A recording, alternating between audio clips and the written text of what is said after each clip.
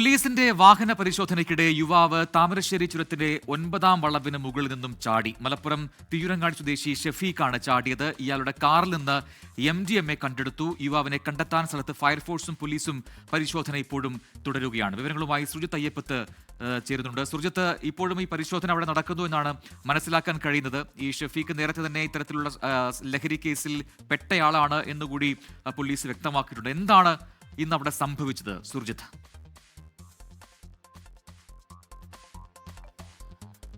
പ്രജിൻ, ഇന്ന് രാവിലെ 11 മണിയോടുകൂടി ഈ ഗോവിന്ദച്ചാമി ജയിൽ ചാടിയതുമായി ബന്ധപ്പെട്ട് വയനാട് ജില്ലയ്ക്കും അലേർട്ട് നൽകിയിരുന്നു. ഈ സാഹചര്യത്തിൽ വിവിധയിടങ്ങളിൽ കർശനമായ രീതിയിലുള്ള പരിശോധന പോലീസിന്റെ ഭാഗത്തു നിന്ന് ഉണ്ടായിരുന്നു. അങ്ങനെയാണ് ലക്കിടി കവാടത്തിന് മുന്നിലും പരിശോധന പോലീസ് നടത്തിയത്. നേരത്തെ പരിശോധനയുണ്ട്, പക്ഷേ കുറച്ചുകൂടി കാര്യക്ഷമമായ രീതിയിലുള്ള പരിശോധന, എല്ലാ വാഹനങ്ങളും തടഞ്ഞു നിർത്തി പരിശോധിക്കുന്ന ഒരു നിലപാടാണ് പോലീസ് സ്വീകരിച്ചത്. ഇതിനിടയിലാണ് ഒരു വാഹനം, അത് സ്വിഫ്റ്റ് കാറാണ്, അത് നേരെ ചുരം കയറി എത്തുകയാണ്. കോഴിക്കോട് ഭാഗത്തു നിന്നുമാണ് ഈ വാഹനം എത്തിയത്. ഇതിനുശേഷം എത്തിയ പാടെ തന്നെ പോലീസ് കൈ കാണിച്ചു, വാഹനം നിർത്തിച്ച ശേഷം ഉടൻ ഒരാൾ വെള്ള ടീഷർട്ട് ധരിച്ച ഒരാൾ ഇറങ്ങി ഓടി നേരെ കൊക്കയിലേക്ക് ചാടുകയാണ് ഉണ്ടായത്. അത് ചാടിയ ശേഷം പോലീസ് എത്തി, വേഗത്തിൽ തന്നെ ഫയർഫോഴ്സിനെ വിളിച്ചു വരുത്തി അന്വേഷണം നടത്തി.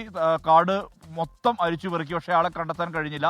അത് നേരെ താഴെയുള്ള അടുത്ത വളവിലേക്കാണ് ഇതെത്തുന്നത്. സ്വാഭാവികമായി ഇയാൾ ഇറങ്ങിപ്പോകാനുള്ള സാധ്യത പോലീസ് തള്ളിക്കളയുന്നില്ല. ഷഫീഖ് എന്നാണ് ഇയാളുടെ പേര്. തിരുവനങ്ങാടി സ്വദേശിയാണ്. നേരത്തെയും NDPS കേസുമായി ബന്ധപ്പെട്ട് അറസ്റ്റ് ചെയ്തതാണ്. ഇയാളുടെ കാറ് പരിശോധിച്ചപ്പോൾ MDMA കണ്ടെടുക്കുന്ന സാഹചര്യം കൂടി ഉണ്ടായിട്ടുണ്ട്. പ്രജിൻ, സുജിത്ത് അയ്യപ്പത്താണ് വിശദാംശങ്ങൾ നൽകിയത് വയനാട്ടിൽ നിന്ന്.